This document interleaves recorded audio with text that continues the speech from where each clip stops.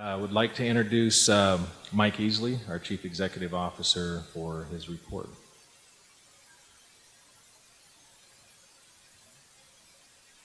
Well, hello, everybody. So, Sean, how's that speech coming? Come on up.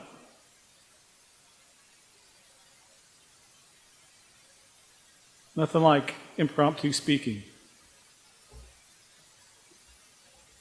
No. You don't want to close. Yeah. So anyway, it's my pleasure to introduce Sean Taylor, the Executive Director of the Wyoming Rural Electrification Association. Thanks, Mike. Oh, I wake everybody up. So I'm going to give you my take. I'm not going to take too much time. I'm going to give you my take on the good, the bad, and the ugly, but I call it the great, the incredibly frustrating, and the beautiful / stupid. And the last part doesn't have too much to do with the co-ops, but I make fun of myself, so bear with me. So the great part of this is what we're doing here today. It's what you all have done and folks before you have done for the past 71 years at Powder River Energy. It's what co-ops, member owners, directors, employees have done for the past 75 to 80 years all over Wyoming and across the country. It's coming here. It's having a say in what you do, how your company, your utility operates. It's voting on directors. It's just having a say and taking part. I live in Cheyenne, and my utility used to be called Cheyenne Light Fuel and Power. Tried to give it that hometown feeling, and now it's just called Black Hills Energy. I don't have a say. Nobody likes it when rates go up. Mine go up, and I don't have a say. I don't get a explanation from the CEO of the company or a director, a board member. It just goes up, and I have to, I pay it. You all are part of something special, and I've really come to appreciate this more over the past couple of years because co-ops all over the state and all over the country are facing hard times, and you'll hear some more of that from Mike. But you get to have a say. You get to be a part of it. And I really hope that one thing that you leave today and go back and tell your family and your neighbors that you're really part of something special. Even if rates go up, even if the economy, as Walt mentioned earlier, in this part of the country or in this part of the state and the state as a whole, we're facing hard times. But you're part of something special, and you get to have a say in how this organization is run. So I hope you'll realize that you're part of something great. And you'll defend it, you'll support it, whether it's through Operation Roundup and some of the foundation stuff that Les just talked about. This is really a great thing, and not everybody gets to be a part of that, like myself. I mean, I work for the co-ops all over the state, but I'm not part of one down in Cheyenne, and it's kind of frustrating. I wish I was. So that's the great part of the thing, all right? Now, the incredibly frustrating part of it is there are a lot of outside forces working against us, working against the great thing that we have here at Powder River, that we have at the co-ops all across the state. I'm not going to go too much into it. I'm sure Mike will cover some of that, but some of the edicts from the federal government, from the BLM, from the Forest Service, mandates that we have to meet over and over to cost money. They take time. State government we're having some issues with some of the state government officials. It's just incredibly frustrating because we have a great thing here at Powder River. We have a great thing with the co-ops all across the state of Wyoming. And it's incredibly frustrating that people don't understand that and they try and help us, right? What's the sign? I'm from the federal government. I'm here to help. Well, they're not helping. They're making things worse. And it's incredibly frustrating for myself, for Mike, for your board of directors. And you all see it, outside of the co-op business and in agriculture. There's just incredibly frustrating things that we have to deal with day to day. And we're doing our best, myself from the statewide on behalf of Powder River and all the co-ops, Mike, your board of directors, your management team, your employees. They're doing the best that they can under these incredibly frustrating times. So I don't want to dwell on the bad stuff too much. So now down to the beautiful and the stupid, all right? The beautiful thing is the state of Wyoming. One thing I love about my job is there's 11 co-ops all across the state of Wyoming, and I go to annual meetings like this every year. And I try and take the back roads, right? I've driven the highways and the interstates enough over the past 12 years I've been doing this, so I try and take the back roads, and I just see some beautiful country. But I also make some stupid decisions. And one of those happened earlier this year. It was, I believe, March or April. I'd been in Cheyenne for the legislature, kind of holed up, as I like to say. Hadn't been out on the road, and I was going to another co-op annual meeting up in where was it? New Orleans, Bighorn. And I got out, and the weather was beautiful. It was March, keep that in mind. It was March, but the weather was beautiful, and I decided to take a back road. And I don't know who all is familiar with, right outside of Casper, there's a road called the Bucknam Road, and it turns into 33rd and a mile road. It's supposed to come out like near Tinsley, right up through the Bighorns. And so I decided, the weather was nice. I looked at my GPS, and I said, I'll take that road. And this was March. I got maybe 3 or 4 miles in, and it was snowing, and it had snowed, and there was a ton of snow on the side of on the road, and I got stuck. And it was about 9 o'clock at night. And I happened to get stuck. I guess, the good Lord was looking out for me. I happened to get stuck maybe the only place on the mountain that had cell service. And I called AAA, and I said, I'm stuck. I need somebody to come tow me. And they said, well, where are you? I said, I have no idea. I looked on my GPS, and I got the coordinates where I was, and I gave that to AAA. And lo and behold, about 2 hours later, these guys from out of Casper showed up, and they towed me out. And I got to Orland at about 3 in the morning, and I had to get up and give a speech the next morning at the Bighorn REA annual meeting. But it was a stupid decision, but I was trying to see some of the beauty of the state that we have. And like I said, it doesn't have anything to do with co-op business, but I was out traveling for co-op business. And so I guess one more quick story. I was over in the eastern part of your service territory. I left right after a meeting, and I took the Lynch Road. And so you all know what I'm talking about. It was beautiful. It was rugged back there. I didn't get stuck, and this was just a few weeks ago, so the weather was nice. You come out at Bill, but it was a beautiful drive. And so if anybody has any suggestions on when I go back to Cheyenne today, I'll talk to you after the meeting. So thanks for your time. Thanks for coming out to your annual meeting, and enjoy.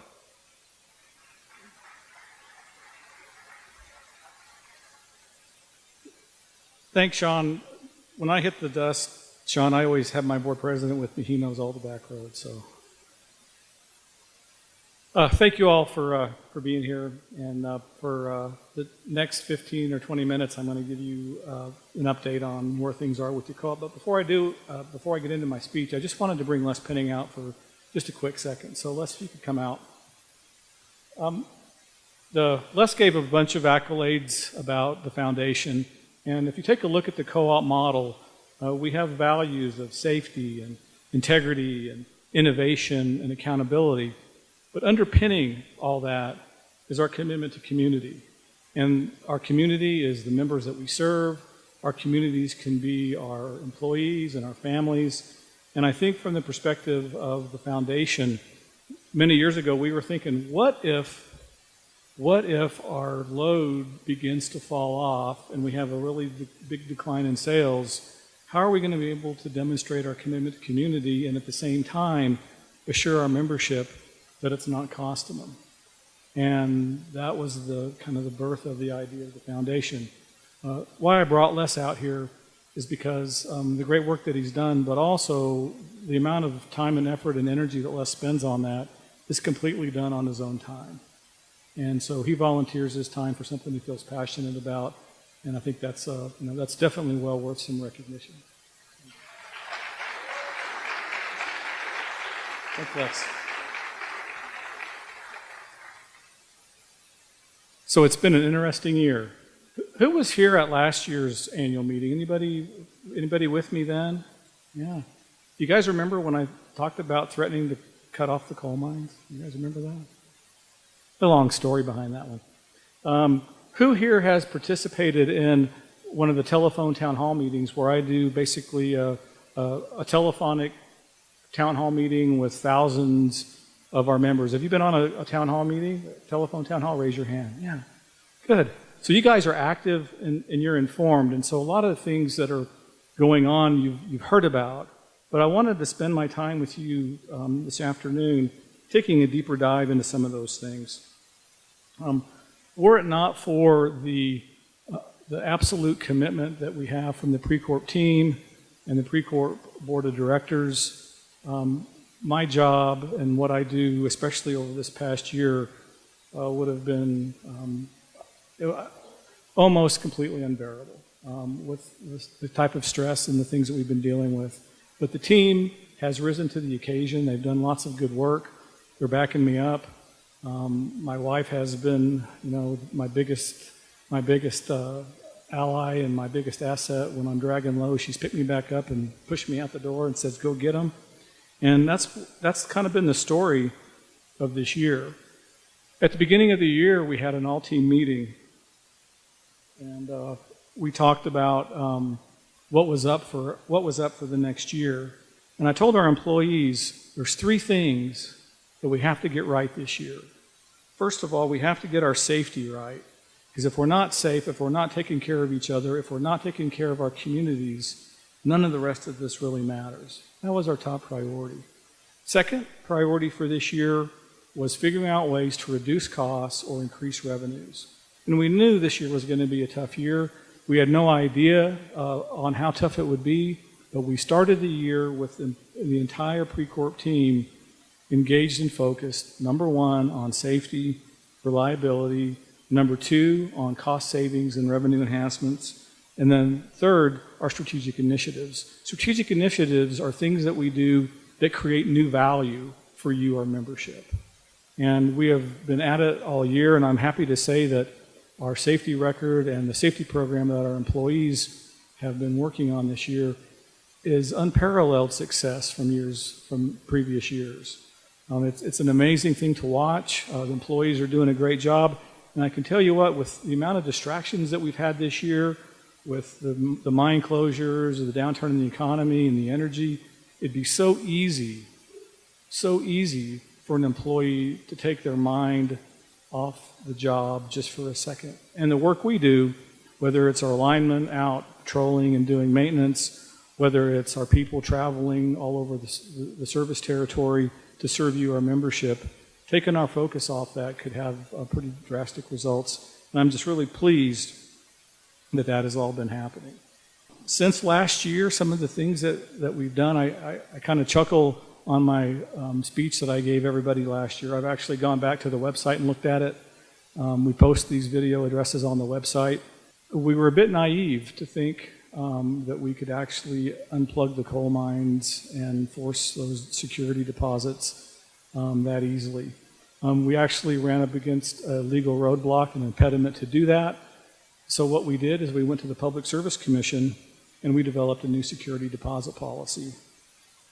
That was something that was accomplished the latter part of 2015, and that has served us incredibly well this year because we've had 12 bankruptcies so far this year of companies. 6 of those we had absolutely no financial impact on the company, and that's because of the security deposit policy and the work that the team has done on behalf of the membership to get these security deposits in place. It's been a pretty big effort to do that, and when you take a look at all the activity that our team has had to do to get those security deposits, and it's been an extremely important thing to accomplish for the membership. The thing that happened this past year that was probably a good news is we did receive a one-time bill credit from Basin Electric. And that bill credit allowed us to offset the bad debt. We had nearly $2 million in bad debt that occurred from a business failure or bankruptcy in 2015. And we took that bill credit from Basin. We basically provided a provision for bad debt. And we took that amount of money to the bottom line. And with that money in 2016, we're planning to do a fairly sizable capital credit in early 2017. So that's good news for the members. As I mentioned on our security deposit policy, we've been able to get about $12 million worth of security deposits, and we've been focusing on our highest customers. Statistically, we have our top 50 customers represent about 80% of the company revenues. So it's extremely concentrated in those top 50 customers, and we are working diligently, even as we speak, to secure those deposits on behalf of you, our membership. And it's been difficult to do. The members that are providing those deposits, nobody wants to be the recipient of having to cover somebody else's bad debt.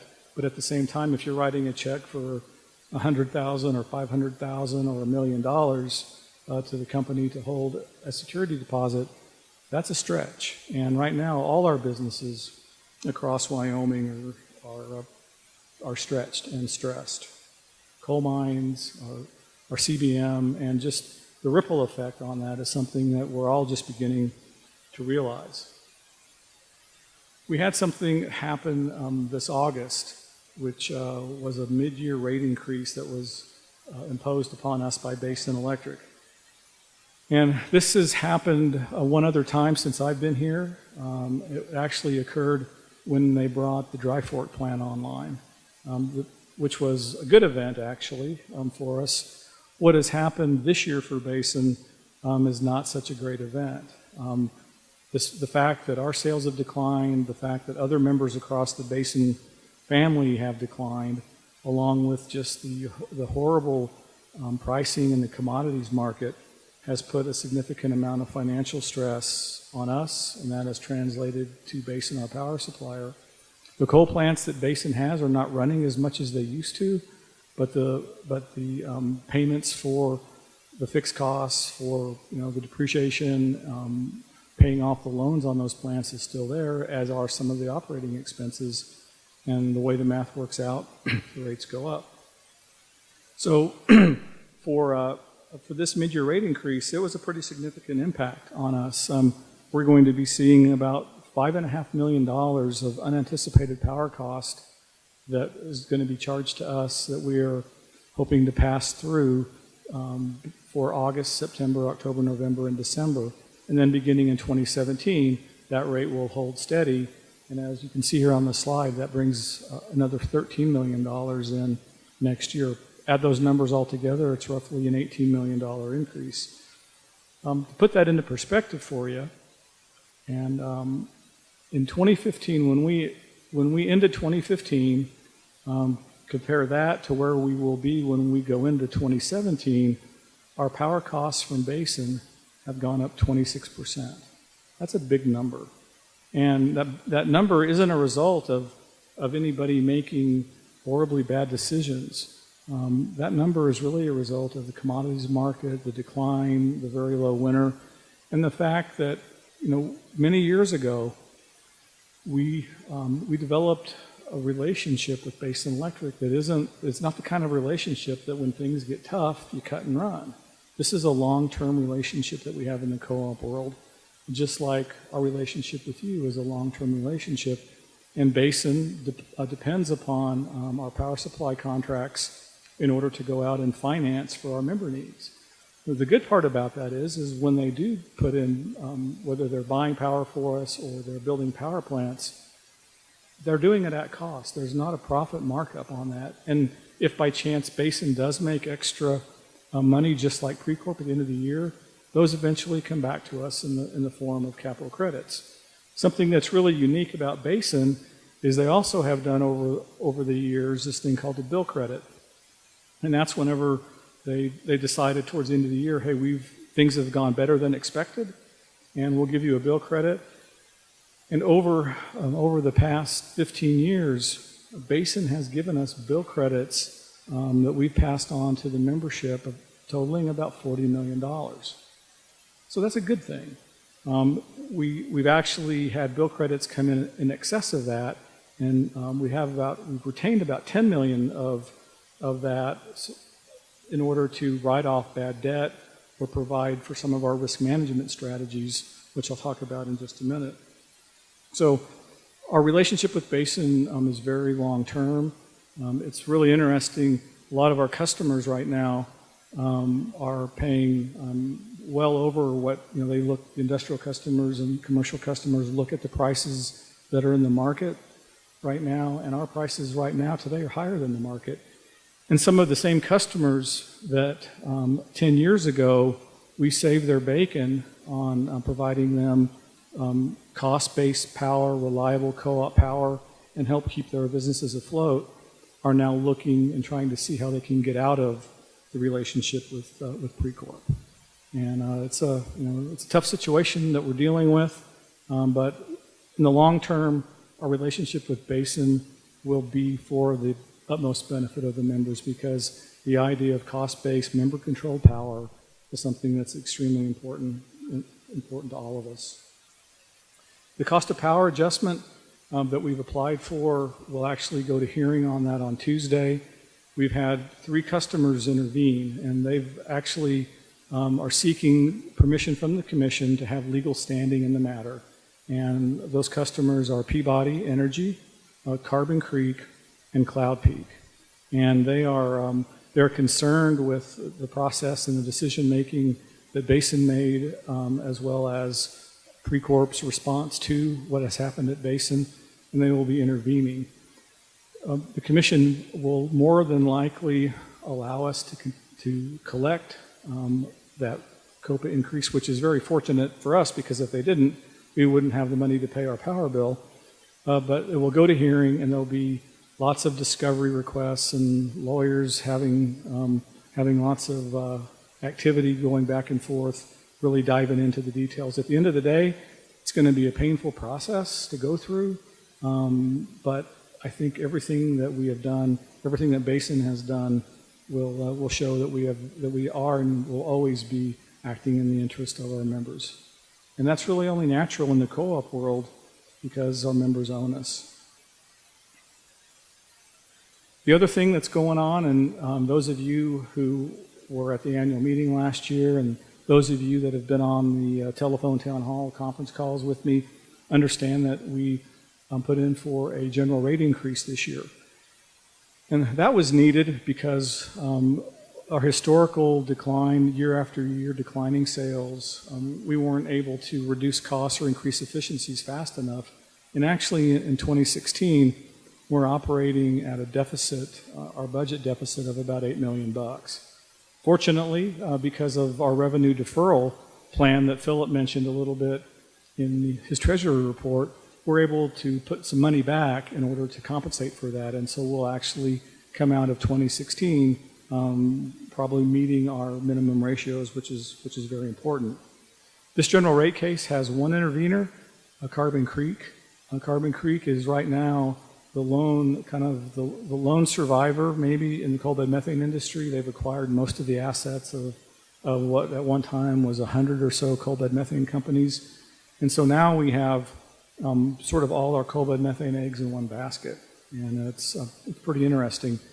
Over the years, during the time of the coal bed methane boom, we did significant efforts to manage the risk of stranded investment. And what that means is we didn't want the coal bed methane boom to bust and then have all of you guys paying higher rates because of that. That's what stranded investment protection means.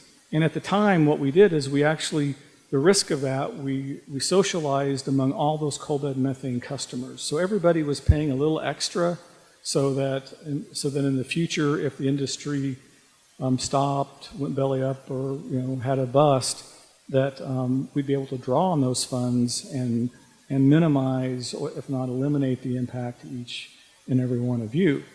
And now that we have only one company, a lot of the things that we did to socialize these risks, they weren't here for that. They didn't understand the philosophy and the strategy, and there's some disagreements on how we should be managing those funds. And so that will be a topic of the general rate case. I will be in Cheyenne all this week, and Wednesday, Thursday, and Friday we'll be in hearing.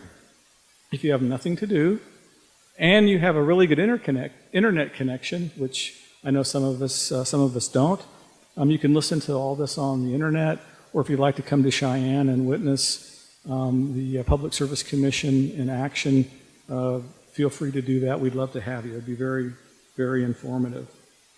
The idea behind our rate increase that we've applied for this year is we're trying to make sure that we maintain financial ratios that are required by RUS, who is our lender. If we don't make those ratios, then we become in violation of our loan agreement or our mortgage with RUS. And then ultimately, if you violate a mortgage agreement with your lender, bad things can happen to you. They could conceivably come in and take over the co-op, although that's probably highly unlikely. But they will come in and make sure that we're not able to borrow money in the future if our ratios and our requirements are not met. So it is a significant thing to be in technical default on your mortgage. I've talked about the basin cost of power adjustment. I've talked about PRECorp's rate increase. And to put that into perspective for you, as I mentioned earlier, our wholesale power costs have gone up from 2015 to where they will be in 2017, about 26%. Your bill, if you're an average residential user using a 200 amp meter service, your bill in 2015 would have been around $107 a month. In 2017, for that same usage, your bill is going to be about $130. That is a 21% increase, and that is painful. If you're a coal mine or a very large CBM producer, those are similar type increases, but the dollars are much bigger, as you all know. So it is a significant rate increase, but it's not that we're only relying on you guys to write the check for what's going on. The PRECorp team has done an incredible amount of work this past year, not only to make sure that we're not going to be losing any more money, because I think you would all agree with me that losing because of the failure of companies to pay their power bill in 2015, the Alpha Resources coal mine bankruptcy cost us nearly $500,000. The Stormcat CBM failure cost us $1.2 million. So those are pretty big numbers, and we don't want to have a repeat. And so it's been very important for us to make sure and secure our revenues, but at the same time, the PRECorp team has been really focused on reducing our expenses. And every month, I've been talking with our employees, sometimes multiple times a month, about this. And what I've said is it's not for us as employees of Powder River Energy to be served by our members. It's up to us to serve our members. And how that's manifested itself for the employees is from our wages and benefits perspective, plus other operational expenses. We've reduced our 2016 budget by about $1.3 million. And we've done that by lowering our wages. We typically see wage increases coming every year. Our plan is to not have any wage increase for the PRECorp team for the next couple of years. We've also gone through and changed the benefit structure on a retirement plan, reduced the overall benefit and saved a couple of $100,000 on that. We've also looking at our medical insurance and that side of the benefits. Beginning in 2017, we're all anticipating that the employees will be picking up about $2,000 a year extra of their medical costs if they completely use the medical plan. And you add that together, it's another couple $100,000. So this year, between the benefits changes and our operational efficiencies and whatnot, we've been able to lower our costs by $1.3 million. We have similar plans to do that in 2017. We have a team of individuals who are sort of our high potential leaders that are part of this special training group. And I've charged them at the beginning of this year to come up with some innovative ways, back to our values that I talked about at the beginning of my talk, some innovative ways to save additional money or generate new revenue, and I gave them a target of $3 million. Now I know what's going to come back to me is probably going to have some crazy ideas that may not work, but there's going to be some good stuff in there. And our hope is that absent the failure of a very large customer in 2017, like a coal bed methane customer or like the complete failure of a coal mine and closing down of a coal mine, our target is to not have another rate increase, back-to-back rate increases. So 2018, we'll have to see how things go as far as our system growth, and just a little bit of system growth for us would do a lot of good. We're up against, our future is really uncertain right now, and the declining sales continues to really be a hardship on all of us, not just at PRECorp and our financials, but we know how it impacts each one of you and everybody who's been part of the energy extraction industry here in Northeast Wyoming. These are pretty tough times for everybody. So we are hoping that we will be able to pull things through. The idea of coming before the membership and talking about rate increases that are double digit, as I mentioned earlier, a 26% increase since 2015 in our wholesale power costs, translating to your power bill increase of about a 21% increase. That is not good news, no matter how you try to deliver it. And it's a sobering thought to be on the downside of a boom and bust cycle. For years we've enjoyed the growth and we've enjoyed the rates. Fortunately, even with these rate increases that are coming down the pike, we are still going to be, I think, competitive, which is a very important part of our overall mission statement. It's not all bad, though. There are some good things that are happening out there, and one of the bright spots that we have is the formation of a new G&T. And G&T stands for Generation and Transmission Entity. PRECorp, Fergus, and Tongue River, who are now members of PRECorp, we signed them up last year. Bringing those folks on increases PRECorp's load by about 60 megawatts, helps us maintain some more economies of scope and scale. We've decided that it's of strategic value and also financial value for us to create a new company that we'll call Members First Power Cooperative. Members First Power Cooperative will sit between us and Basin Electric. And what that will do for us is, by creating this new G&T structure, it will assure that PRECorp and the other members of Members First will maintain a Basin board seat, which is extremely important. As you all know, representation in the co-op model is important, but even more important for Basin Electric is the fact that if PRECorp can maintain through itself or through Members First a board seat at Basin, we actually are able to leverage the strength in our relationships in Wyoming, and that is a big value to Basin and the Basin family for PRECorp to have a direct seat on the Basin board, plus the relationships that we have in the West, all through the state of Wyoming, through our legislature, and through the governor's office. We'll also see some small benefits in power supply and some efficiencies with power supply.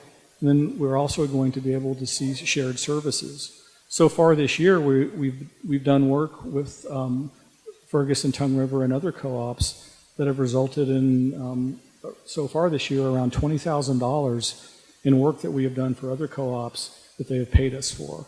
And so that's helped us bring in some new revenues and reduce our overall expenses.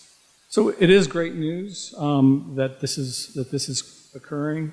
It's really important that we all stay together and keep focused as a co-op family and weather the very difficult times that we have ahead of us.